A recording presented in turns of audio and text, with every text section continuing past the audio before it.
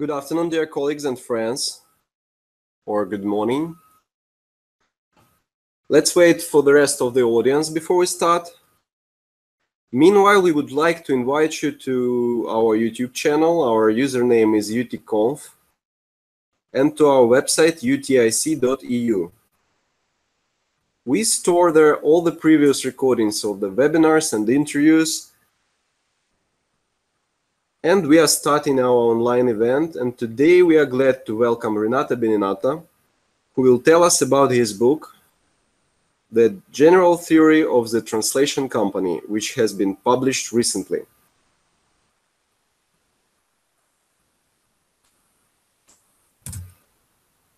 As I have already said, we are inviting you to visit our website, utic.eu. There you can find the videos from previous UTIC conferences and UTIC webinars. All of them are stored in the video section. We kindly ask you to subscribe to our YouTube channel as well, so you will be able to be aware of our latest video updates.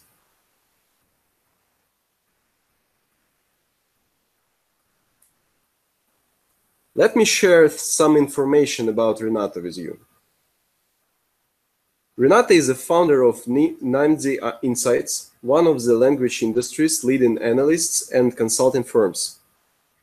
He has over 30 years of executive-level experience in the localization industry. He has served on executive teams for some of the industry's most prominent companies. Renato is known for creating innovative strategies that drive growth on a global scale. He is an ambassador for Translators Without Borders and hosts the award-winning Globally Speaking podcast.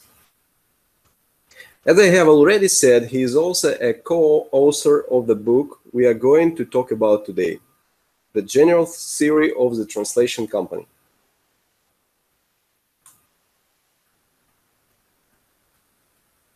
Our today's meeting is going to be hosted by me, Stanislav Bogdanov. I'm the Chief Operating Officer of the Ukrainian Translation Industry Conference. Now it's time for me to turn it over to Renato, and before I do that, I want to ask all of our attendees today to send questions in the chat window. I will ask them in the end of the presentation. Renato, happy to welcome you here. You have the mic. Thank you so much, Stan. That's an impressive introduction. I didn't realize I did that much stuff. But anyway, it's a pleasure to be here with my colleagues and friends in the translation industry in Ukraine and all over the world. I understand we have people signed up from many, many countries. So today our conversation is going to be my piece of work, a book that I authored with Tucker Johnson, a colleague of mine. And I want to start by giving you a little bit of a background on why this book was written. The Middlebury Institute of International Studies in Monterey graduate courses for translation and localization management. And about a year and a half ago, they asked me to teach a course there about how translation companies work. What is the operating system of the industry? And over a period of time, I put together a presentation, a course that lasts about 15 hours.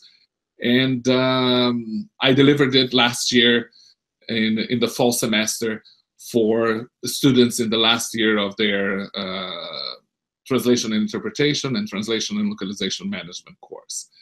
The course is a way for the students to get an understanding courses and the drivers for the development of the translation business. The book is a business book. It's not a language book. And the course was delivered. It was a great experience. And I recorded that training, and I was trying to transcribe the content and transform that into a book, but I'm very lazy. So I met with Tucker, and who's a very witty person, and I had an opportunity to talk to him about this idea, and he said, give me the recordings. I'm flying to Australia. I'll be 14 hours stuck in a plane. I will listen to it. Well, he listened to it. He wrote an outline for the book, and when he came back, the book was practically written. And the best thing is that Tucker is an operations person. I am more on the executive side, even though I come from a translation background. The first 18 years of my career, I was translating every day. And Tucker, also a translator, but more on the day-to-day activities. He was a project manager, and now he's a program manager dealing with very large accounts. So the combination of our experiences gave us a set of competences to really put together a framework of ideas that I'm going to discuss with you today about how translation companies work. And the combination of our experiences, his operational and mine executive, put together a very interesting picture of how translation companies are organized. Stan, if you can move on to the next slide.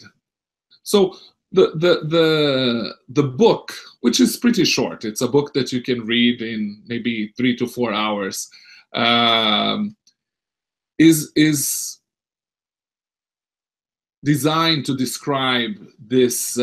We try to capture all the important stories that we have to share in this graph. This is the most important image in the whole book, as it follows us as we go around. So we essentially have 3 levels of, it's like an onion that you have to peel.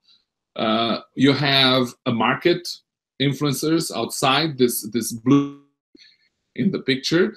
So these are things that are outside our control. They are the market players, and we're going to talk about them. Then you have a series of, you have 7 support activities. And then we talk about the most important part, essentially, of the book. What are the core functions? What are the things that are permanent and that can really make a difference when you're building a translation company?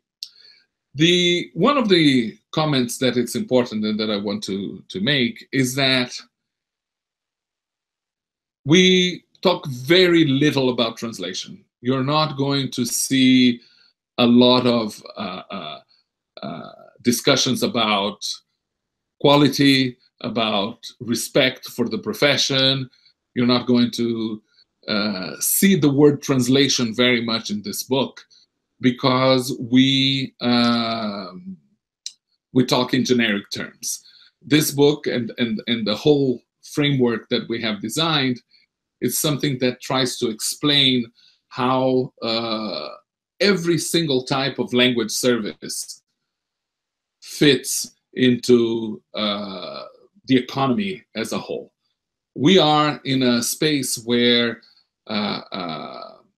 we compete with all types of niches and specialties. You will have interpretation companies, you will have translation companies, you will have subtitling, you will have sign language interpretation, you will have all kinds of specialties that are touched by language services. And this model should apply to all of them. It doesn't matter if you are single language vendor, an SLSP, as we call a single language service provider, or if you are an MMLSP, or a massive multi-language service provider. This will apply to the lion bridges of the industry and to the mom and pop shops in Ukraine, in the Czech Republic, in the United States, in Brazil, in Argentina, wherever in the world you want to be. So, Stan, if we move to the next slide. Of course, I don't plan to condense in about an hour that we have here, or 45 minutes that we have to provide content to give you every single detail that we have in the book. But I just want to give you an outline so that you understand how to approach this book when you decide to read it. And by the way, at the end of this presentation, we're going to give you a link where you can buy the book for a special price that we have given to UTIC, a digital copy. If you want a hard copy, you have to go to the online retail stores. And by the way, we're at the end of the year. It's a great Christmas gift, friends that are in the industry. And if you are very lazy and you don't like reading, we have lots of cartoons and images to make the reading more entertaining. But anyway, down to the serious things. So as you saw, we have 3 layers in this onion. And the first one is represents the forces that opportunity when you're deciding how you want to position your services in the market. The second layer creates a framework that tries to minimize the risk and maximize the opportunity to enable you to deliver on the core functions. And the key point of the core functions in our graph is that the core functions are the only functions in language services organization that add value. And what we mean by adding value, creating economic value, something that clients appreciate and are willing to pay for. Next slide, please. So here we're back in our main framework. So the market influencers, they correspond to Michael Porter's 5 forces model. The 5 forces model is a tool that was designed by a Harvard professor, Michael Porter, and it's a tool that is used to analyze any market, anything that you want to look at will be affected by these 5 forces. So usually when you think about a market, you think about the competitive elements of that market, the rivalry between the players in the market. So you look at your competitors, you look at your suppliers, you look at the mix and the types of pricing that your competitors provide, the type of services that they provide. And that's the very easy first level of analysis that you can do for your market, your niche, and where you are. But there are other 5 forces that are putting pressure in your organization and that you are considering all the time, even though you don't use this to analyze your business in a structured way. And by the way, the book guides you through the process of analyzing your business using these 5 forces. You have some bullets and some questions that you can ask yourself. These other 4 forces. No, go back. It's not there yet. We're still in the blue area here. So the 5 forces are first, we called it the threat of new entrants. What is the risk that our industry has of being affected by new competitors, new companies coming into our space. The reality is that we are in a business that has a very low barrier to entry. You don't need a lot of capital. You don't have a lot of regulations in this space, so that anybody with a computer and a website can start a translation company. To be absolutely practical, you could go even to a coffee shop today, start a website, put an email address there, and you're in business. There is no government regulation. You can have a PayPal account to get paid. You can find some translators on pros.com or in other marketplaces, and you're in business. If you have a client, you don't even need to have a client launch a new business in the language services space. All you need is the desire to do that. You can use that website and a mailing list to capture new clients and build your business from that. It's very different from if you decide to open a hospital tomorrow, or if you decide to open an oil company. You will need a lot of capital, you will need buildings, you will need equipment, you will need qualified professionals, doctors or engineers, and all types of approvals from local, state, federal governments, sometimes from international governments. So unlike other businesses in general, in the language business, the threat of new entrants could be high unless you have a sticky business, a business that clients want to come back to you. And we discussed that in detail in the book. Threat that influences the market comes bottom or substitutes. So what is, and we discussed this in detail in the book, what are the potential substitutes for the translation business? And the first one that you probably are thinking about is machine translation. But in fact, the biggest competitor to languages, to language services, and to translation, it's not machine translation, it's actually no translation. If the client asks you for a price, thinks it's too expensive, and decides not to do translation.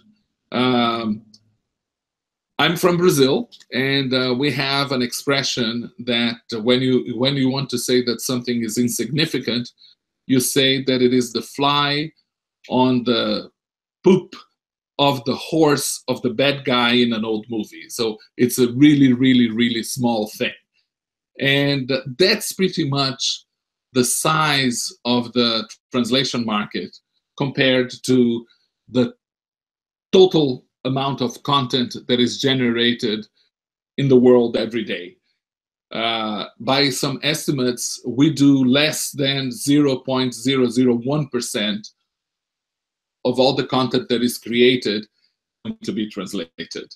So this book hasn't been translated yet, and that's content. So imagine how much of your local newspaper information, of instructions that you find to fill paperwork in your city's government, and all this information that is created in a single language. This webinar is content that it's not necessarily going to be translated. Maybe Stan gets excited and somebody does subtitles for the webinar in Ukrainian, Russian, Spanish, Chinese, and so on. But anyway, the threat of substitutes is it's important for us to take into consideration, but keep in mind that if we look at threats, we also need to look at opportunities. And one of the things that is beautiful about the language services business is that it is in constant growth. I've been in this business for 35 years. I haven't lived one single crisis.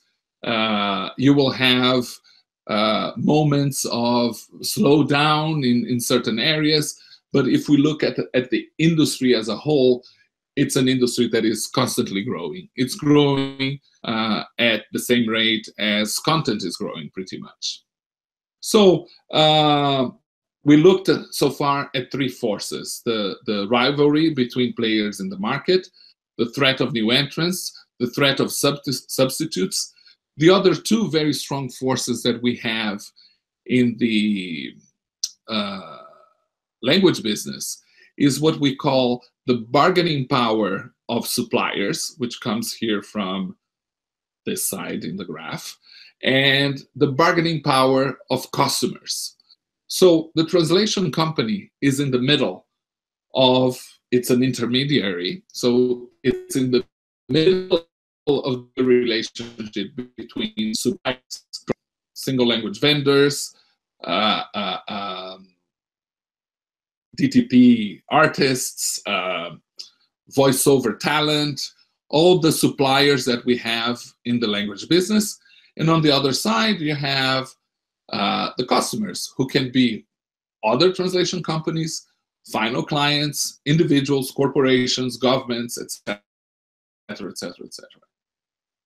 Is that the suppliers get more money and the less money. We're being squeezed all the time, and the way that you survive and you grow is by creating value. And this is what the core functions, the yellow circle here, are about. They're creating value so that you can pay the suppliers as much as you can, and you can charge the clients as much as you can, and have a profit in the middle. The goal of the translation company is to make a profit, unless you're a nonprofit organization. But even nonprofit organizations need to make a surplus, need to make more money than they charge in order to pay operational costs and pay for employees in this nonprofit organization that also need to make a living. Very few organizations can live only on the support of volunteers. So, and by the way, let me plug in here. I am an ambassador for Translators Without Borders, which is a fantastic cause that we have in the language services industry. If you don't know them, visit translatorswithoutborders.org. If you are a linguist, you can contribute with your services, but in reality, Without Borders needs is donations. If you can do small donation, as small as you can every month, or a bigger donation on an annual basis, if you're a company, you can be a sponsor of the organization, you will enable people to help individuals in crisis situations like earthquakes and tsunamis, people in refugee camps. Right now, Borders is doing a fantastic work in Burma, helping the Rohingya refugees, and also in Africa with educating people on how to avoid transmittable diseases. End of the promotion. Let's move to the next slide, Stan. So here, the white ring between the market factors and the core values and the core functions in the organization, 7 support activities. And the book describes more in detail how they affect the organization. But every business needs to have a certain a management organization. We talk about the different types of organizational structure that you can have. You can organize your business by geography, by business unit, by type of service, by a combination of them. And we discuss some of those. And by the way, there is no right way of organizing your business. You can organize your business according to the demand of the market. And by the way, let me do a little interruption here before we talk about finance. And I should have done and mentioned this in the beginning of our webinar. Why is this book important to you? I imagine that a significant percentage of the people participating in this webinar are translators, are small LSPs. And if you are a translator, if you are an interpreter, is useful for you so that you understand how your clients work. If you want to grow, if you want to have more business, it helps a lot for you to understand the companies that pay for your services work and how they think and how they organize themselves to a better professional.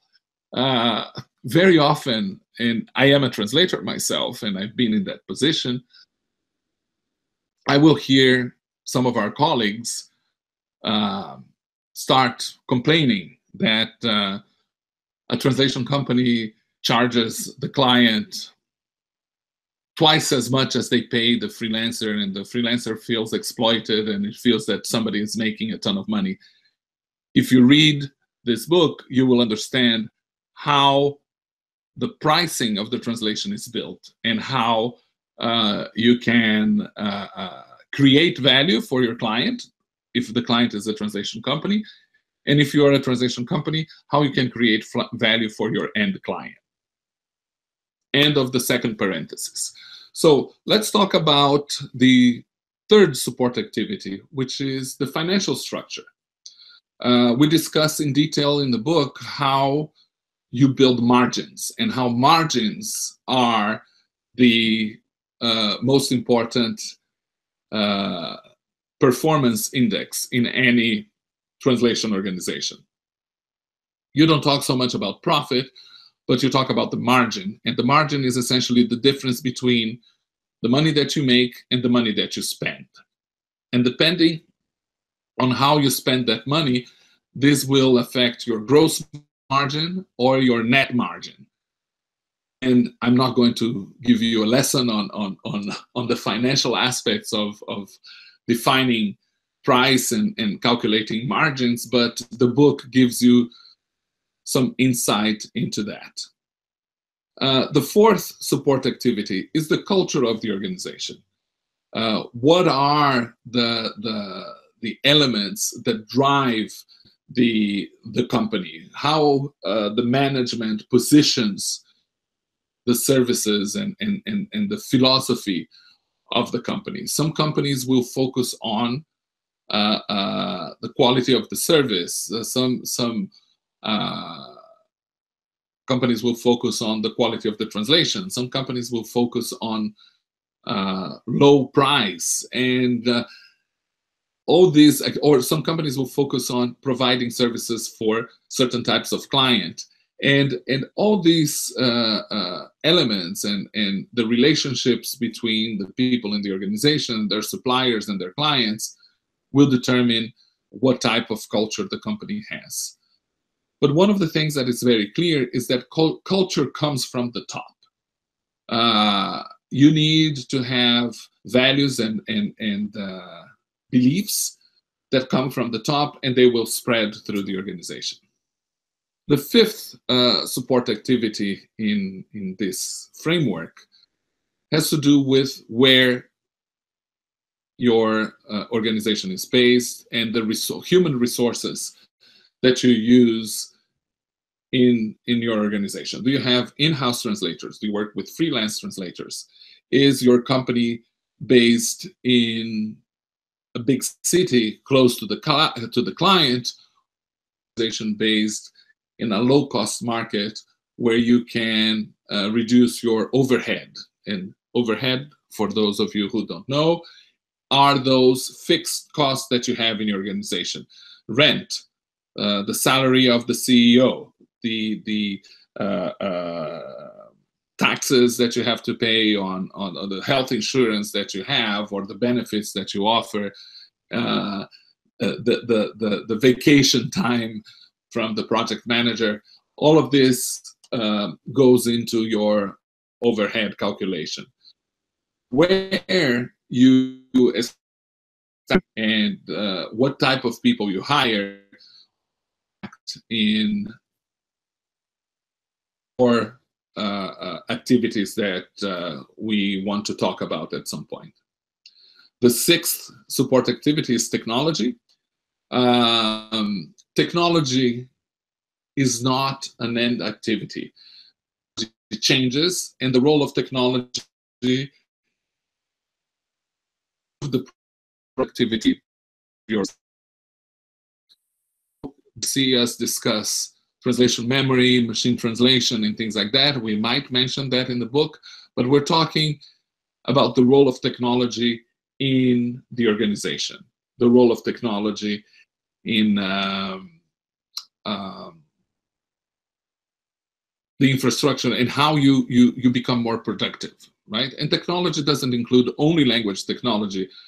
Technology includes your project management infrastructure, your human resources infrastructure, your connectors with your clients. Technology changes all the time. We're not going to talk about Trados in the book. We're not going to talk about MemoQ or MemSource or MateCat. We're going to talk about the concept of technology as a whole. If you want to be successful in this business, you need to be able to discuss the technology of the moment and not the, and one of the things that we wanted to do with this book is provide a framework that is withstands the passing of time. We want this book to be able to help you 10 years from now when the technology will be completely different. The seventh support activity in our process here in our framework. Yeah, everything was fine. Okay. Oops. Okay. I think it wouldn't be. Can you hear me? Yeah, Renato, everything was fine till the quality assurance activity. It's very good. It's a very good example. No webinar is perfect without a little crisis. So this is the point that I was talking about when you. I was saying that in the book we don't talk about quality from. Okay, let me start about quality again. In the book, we talk about quality from a process perspective, not from a language perspective. I'm known for saying that quality doesn't matter, that you don't negotiate quality. Like the US government doesn't negotiate with terrorists, you shouldn't negotiate quality. Quality is something that is expected and that you must deliver. Client will always expect you to deliver perfect quality. So with this, I mean, don't expect us to be talking about linguistic quality. This is not the purpose of the book. We want this book to be to withstand the test of time. 10 years from now, these activities are not going to change. The elements in the structure will change. We'll be talking about new tools. We'll be talking about new quality mechanisms. We'll be talking about new processes. But in reality, they all will be related to this seven support activities. We can now move to the next one. Okay, so we go back and we are finally getting to the core of our picture, and we have a chance to talk about the core functions in the organization. And these core functions are vendor management, project management, and sales.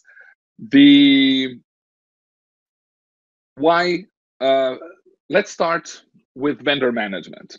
And by the way, these are functions, these are not roles.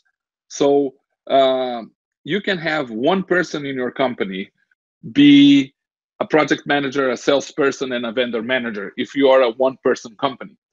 But these are functions that every organization needs to have. The vendor management function is your supply chain, is finding the right people to do the job. Essentially, vendor management is finding people. And we discussed this in extensive detail. Why is this, why does vendor management add value to your processes? Because depending on how you select your translators, your interpreters, your voiceover artists, and so on, your client, the product that you deliver to your client will generate a good response or a bad response. It will build a relationship and generate new sales, or it will create a bad impression and might cause you to lose business. So the quality of the resources that you have will have an impact in the value that you generate as an organization. The most important function in a translation company, and this is why it's in the middle of the circle, is actually project management. The role of project management is orchestrating all the resources: time, people, technology, money, margins. The project manager is the most important person in the translation organization.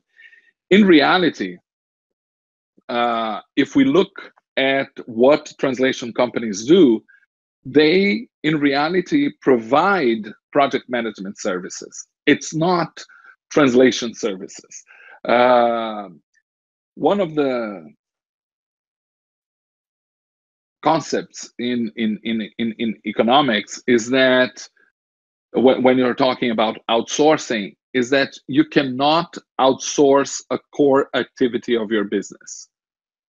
If you think that translation is a core activity for translation companies, you know it is not, because most translation companies outsource translation. They buy it from freelancers. Even the companies that have in-house translators will occasionally receive a project in a language that they don't do, and they will buy that service from contract suppliers. So the translation is not a core activity. Project management is. Without project management, you cannot coordinate all these resources and deliver according to the expectation of the client.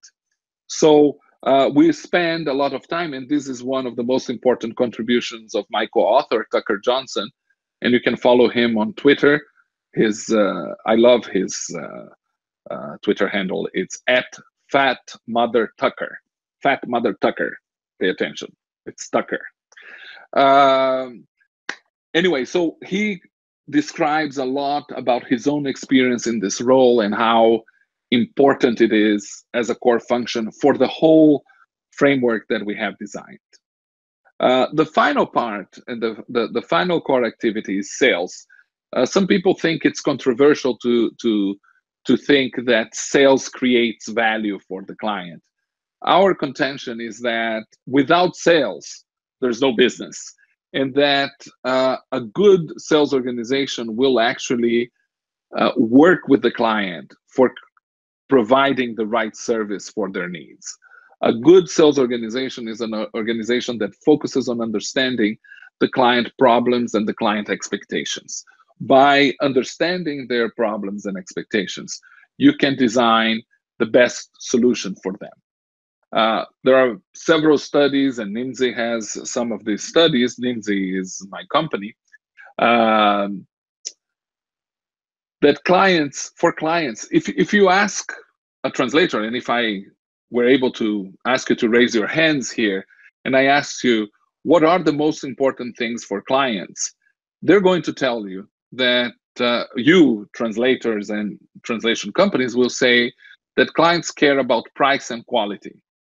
And the reality is that even though price and quality are very important, there are other things that are much more important than that from the perspective of the buyer. One thing that is more important than price and quality is on-time delivery. Clients will pay more for you to deliver your project on time or ahead of time than for if you can provide them with 15 review passes and give them the perfect quality. One of the things that I learned from a buyer many years ago, it's better to be good on time than to be perfect too late. So the other thing that clients value more than price and quality is the quality of the service, is your responsiveness. Are you available when they need you? Can you provide the services that they expect? I need a German translation about advanced ceramics. Do you have the right translators to do that job? Can you help me?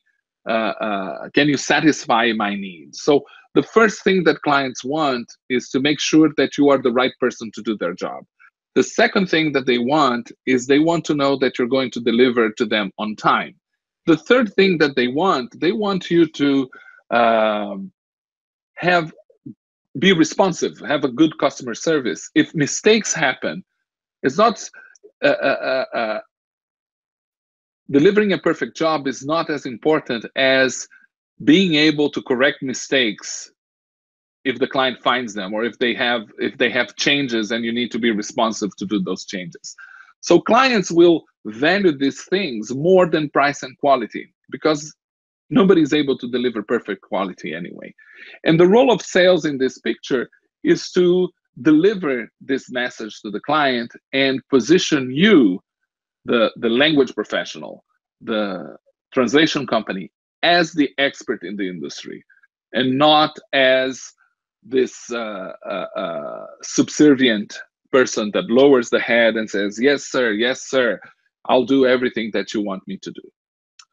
Anyway, so these are the elements that we discuss in the book. Stan, if you can move to the next and last slide. We have put a lot of effort writing this book for you, and UTIC has been very generous inviting us to present today this webinar. And for your attention and for your participation, if you're interested in reading this book, you can download a digital version of the book with a significant discount from the link that is in your screen. Over there, you're going to find also links to Amazon and other retailers where you can buy the hardcover copy of the book, which is very nice. Like I said, it's very colorful. It has cartoons and little stories and so on. So with that, thank you very much for your attention. And Stan, if we have any questions, I'll be more than happy to answer them. Yeah, thank you, Renata. Your speech was fantastic, as always, fantastic. Let me ask some questions from our audience. I need a moment to prepare.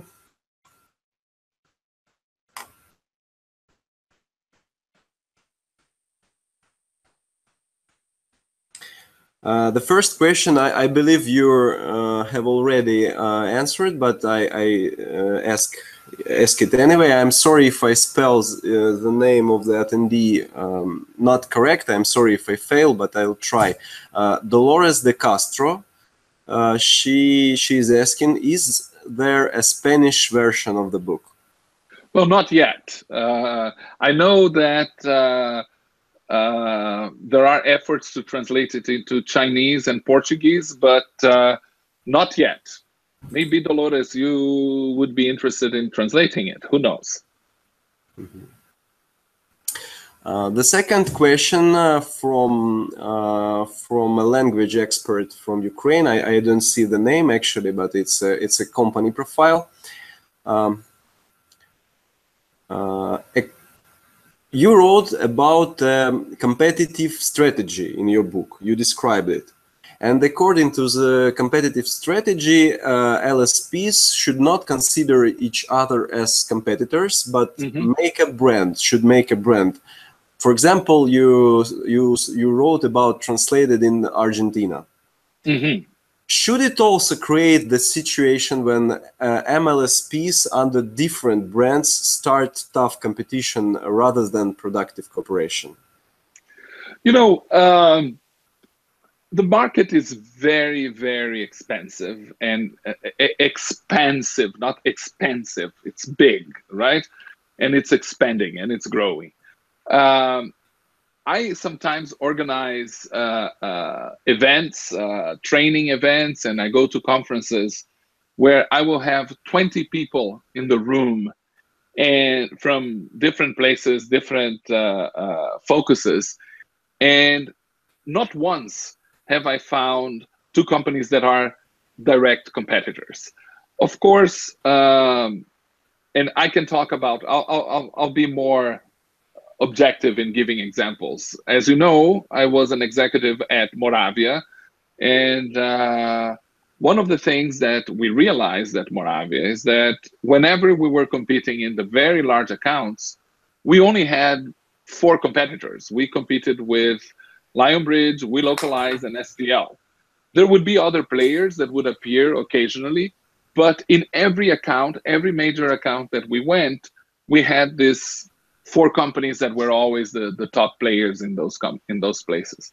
If I go into the life sciences space, I will find a group of 5 or 10 companies that are always competing in that space. And TransPerfect is a big one, and Luz was a big player. They're part of RWS now, and you will have that niche, and you're always fighting with those companies.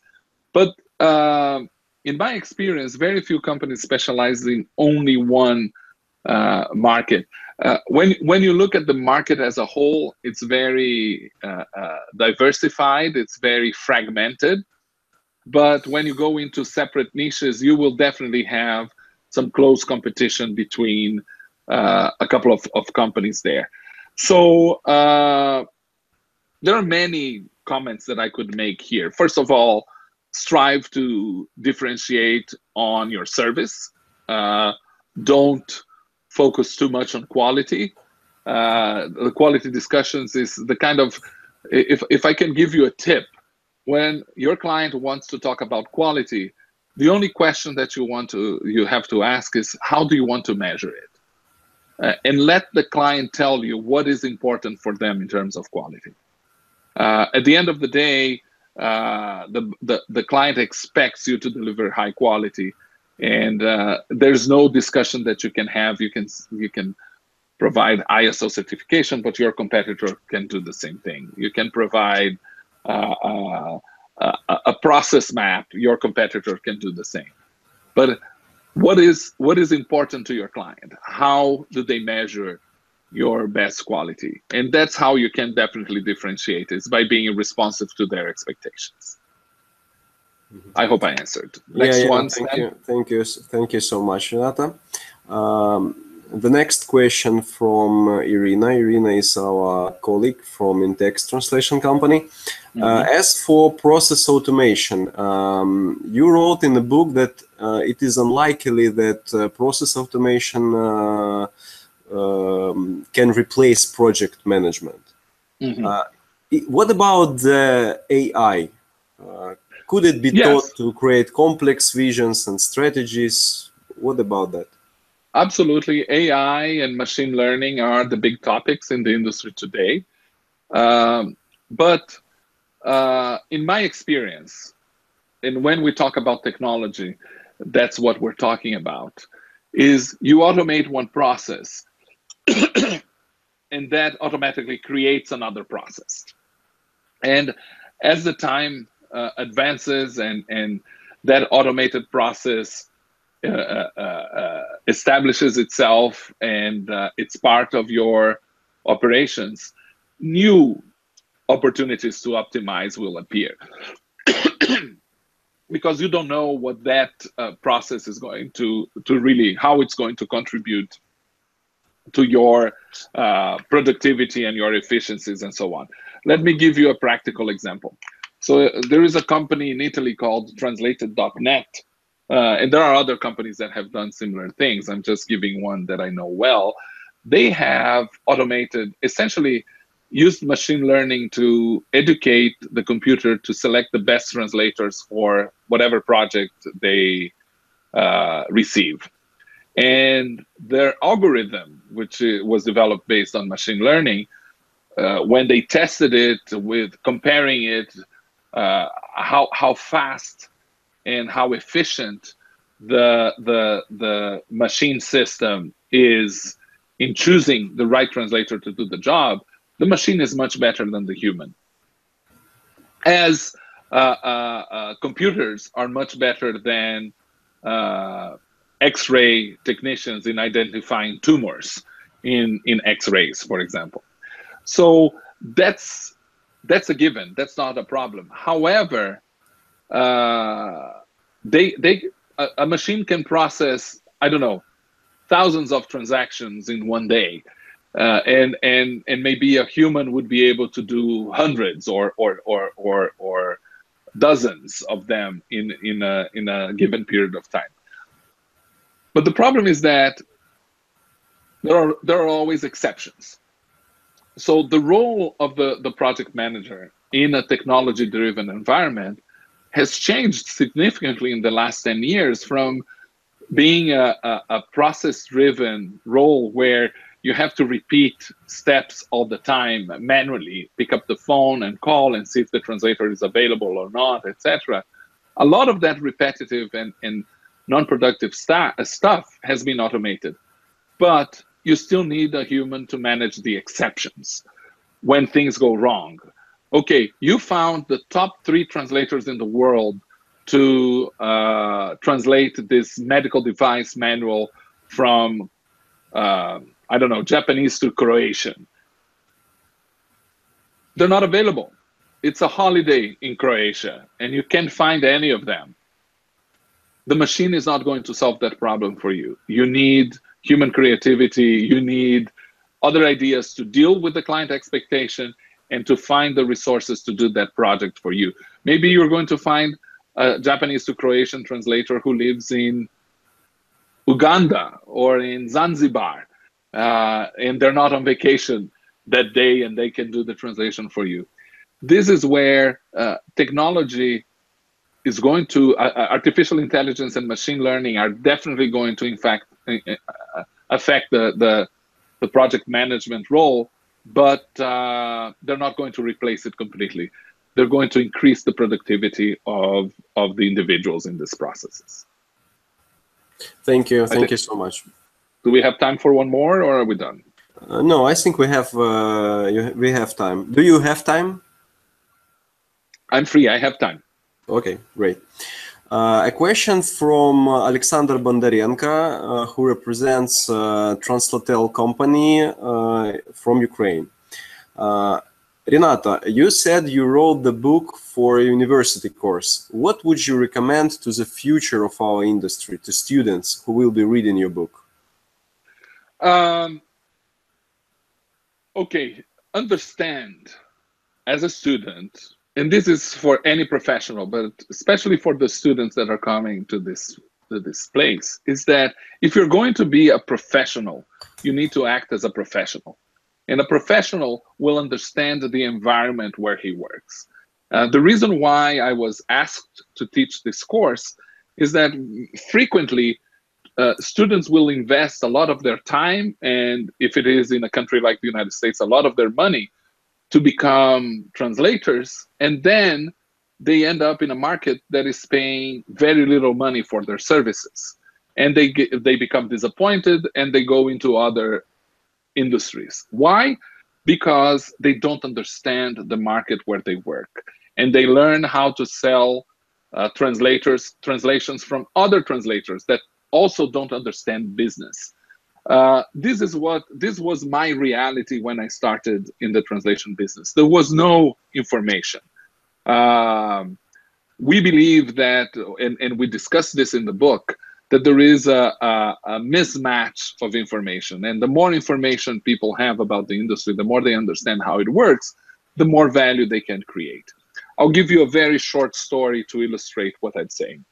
Back in the 80s, when computers were starting in the industry, I I did a market study with a couple of friends in the Brazilian Translators Association, and we reached the conclusion that the best market, the market that had the most translation in Brazil at that time, was the publishing market.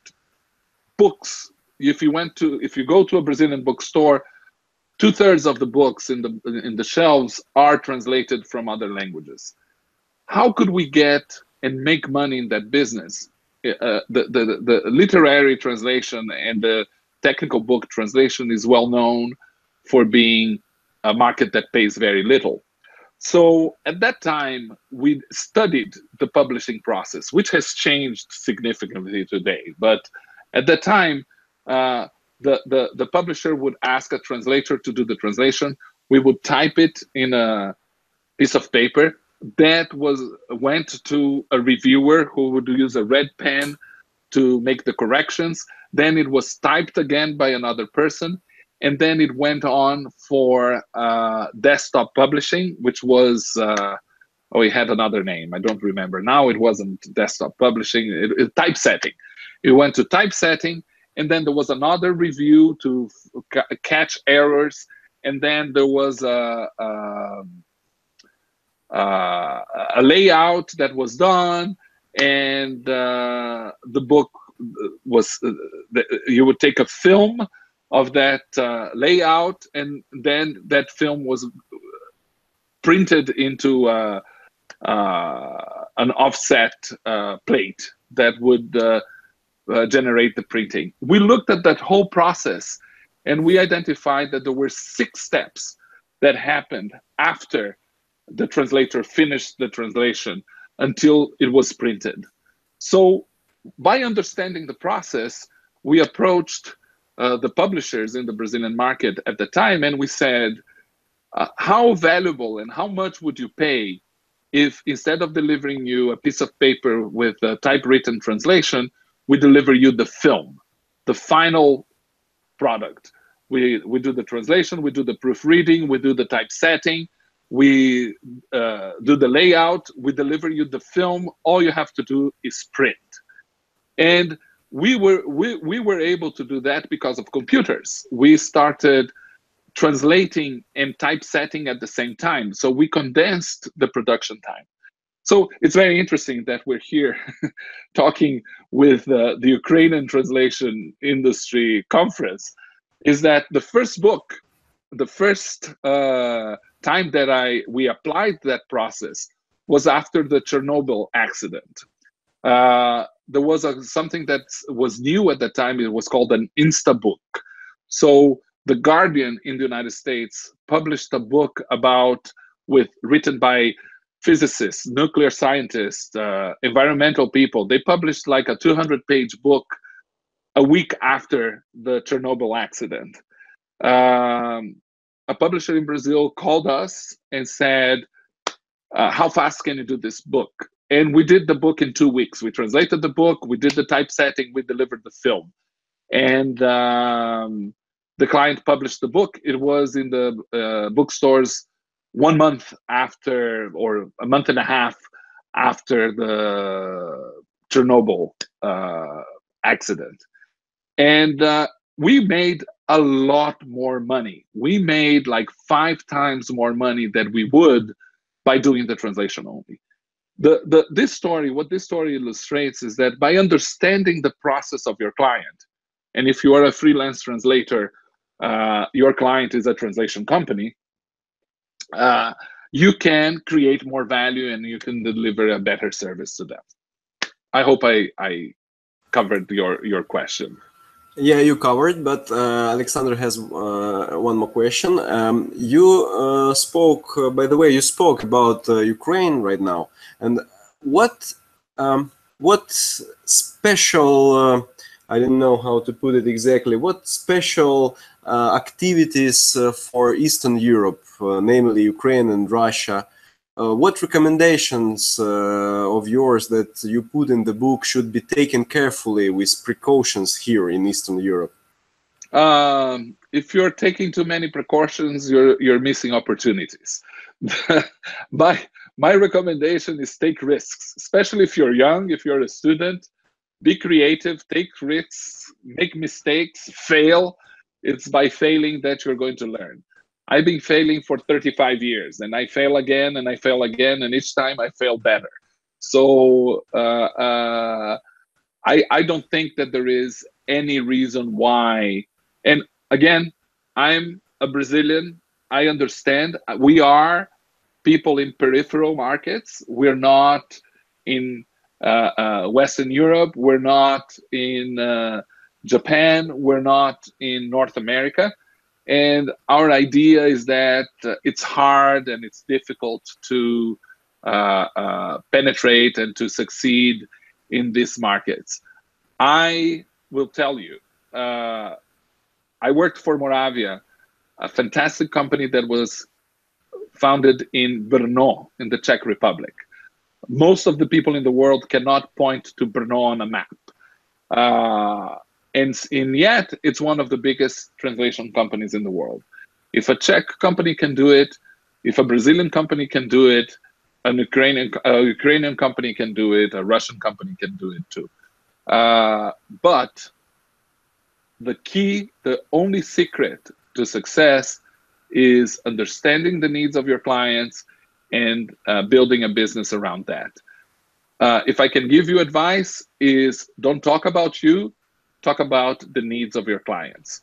In your website, do a quick audit about how you talk about your business, and you should have you should communicate in the second person. It's always about you and not about me. So you should have 3 yous for each me in your communication, and this you is the client, right? Talk to the client as if you understand what they need and what they want. Thank you so much, Renato. Thank you so much. What are the main competences for a translation company executive? Some must-haves. Those change over time, but one is be well informed, network. I'm a big fan of participating in industry associations and events, because it's a good opportunity for you to meet with peers and with people who have been where you have been. Participating in webinars and events like this, virtual events, if you can't leave home, or if you can't, if you don't have enough funds yet to be traveling and participating in events everywhere. Talk to people like you. This is a very friendly industry. It's an industry where people will give you advice and mentor you if you ask nicely. And but you're talking from an executive perspective. And in the book, we discuss how you understand how do you create value for your company. And in a period where there is a lot of mergers and acquisitions happening, what investors look at, the most important metric for your company, is not revenue, it's EBITDA, earnings before interest, taxes, depreciation, and amortization. It's an accounting system. And by the way, I recommend this to everybody. If you want to be good in business, learn some basic accounting. Accounting is the language of business. English, French, Italian, Russian are languages of trade, but the language of business is accounting. If you learn accounting, if you learn basic financials, you will have a more successful business. And the other thing that I think is important for an executive is understanding these core functions and how they contribute to their business. If you don't have experience in sales, learn how to manage sales. Invest in some sales training, sales management training. If you don't know how to do project management, invest in learning about processes and process optimization. And this is any type of process. you can apply industrial processes to the service industry without a problem. And if you don't know about vendor management, learn how to buy, okay? Vendor management is the procurement function inside the organization. So if you sell to procurement, go to procurement events, find out where buyers of services go and understand how they buy. This would be the three areas that you definitely need to focus on. I think we can fit one more question, right? Yeah, I think the last one. By the way, there is a comment from Stanislav Kaliniuk, the CEO of InText Translation Company. We are organizers of UTIC conference. Dear Renata, I am reading your book with big pleasure. Thank you so much for this great project. Thank you. Yeah, and we had fun writing it. Yeah. And the last question from our colleague from Ukraine, he asks a few information about Nimdzi. Can you please make a quick introduction of your company? Thank you. Nimdzi is a new market research company. We are in soft launch. We are going to really expand next year. We have our goal is to provide reports. It's a subscription-based service, and we're going to provide data and information about key activities in the industry. We're starting with a series of reports on how companies buy translation services and how they are organized internally, and we're talking about big companies. And we have data right now. We have, I think, 2 reports that are available about how about metrics in the industry, what languages are more important and how to select them. It's something that buyers are very interested in. We also have a LocIQ quiz, or you can get a personalized report about how advanced your organization is and in what areas they need improvement. I invite you to go there and take it. You answer a few questions online, and in a day or 2, we send you a customized report with the data about your company. We're still improving that service. Right now, the reports are built in the background, and they take maybe 15 minutes to create based on the results of your questionnaire, and they're very personalized. But as we collect more information, we're going to automate that process. And we invite you, if you have a translation company and you want to have part of the service is also we work as consultants for large buyers and LSPs. We've done several projects. That's my background. If you want to grow, talk to us. Thank you so much, Renato.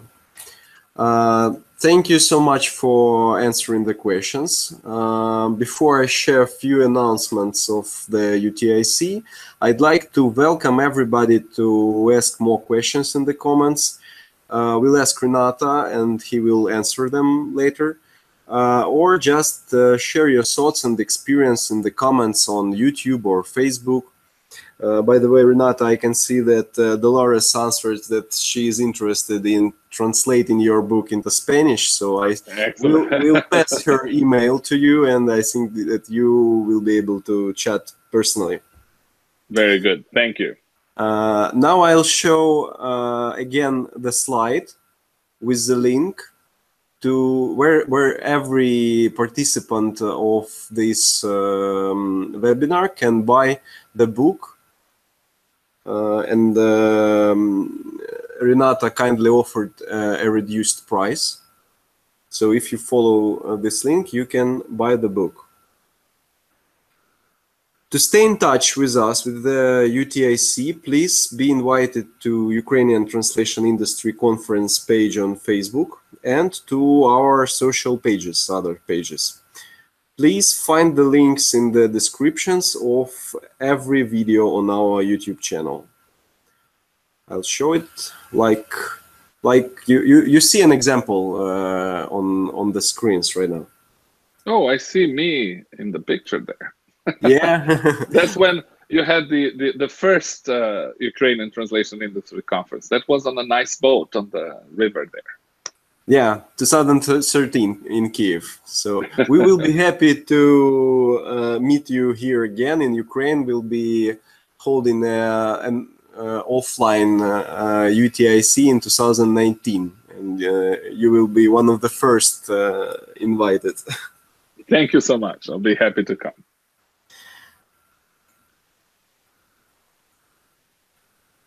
We are also inviting you to join our next webinar by Tatiana Vinogradova from T-Service, Russia. How to get more from your TMs with Uplift technology. Tatiana will tell us about new SDL Trada Studio features that will definitely make a translation memory management process much easier. The webinar will be held in Russian, by the way. We would like to share the latest news about UTIC Camp 2019 event. We are introducing you the gold sponsor of the UTIC Camp 2019 and the UTIC webinars, the company Logros Global. We appreciate their support, and we are glad to meet our standing partner in our sponsors team. Also, we are reminding you that our platinum sponsor is Language Solutions Pro. We truly appreciate their continuous support, which help us develop and succeed in future endeavors. Dear attendees, now in the chat window, you can see the feedback link. Please follow it to share your opinion on this webinar with us. We strive to perfection, and we carefully read your thoughts and feedback, and your honest feedback is highly appreciated. Thanks again to Renata, wonderful speaker. Thanks to the audience, and see you soon. Bye. Thank you so much.